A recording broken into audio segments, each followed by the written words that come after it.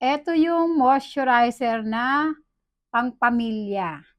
Lahat kayo sa pamilya nyo pwedeng gumamit ng moisturizer na 'to. Actually, pambata 'tong moisturizer na 'to, kay Silly Queen 'to, sa anak niya, Tenderu. Ang mura niya, butin natin. Kita niyo yung packaging?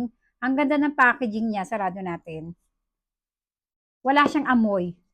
'Pag may nilalagay ako sa mukha, ayoko ng may amoy. At ito yung mga nagustuhan ko dito. Malambot, hydrating siya, at hindi siya malagkit. Tingnan nyo. Malusog ang aking pisngi. Pag gumagamit ako ng moisturizer na to, ang ganda. Lagyan mo. Ayan, Daisy. Sige. Pambata to eh. Pwede naman gamitin ng matatanda. Pwede nga to sa buntis eh. Tingnan nyo. Diba? Ang ganda. Ang ganda ng moisturizer na to. Ginagamit dito ng anak ko.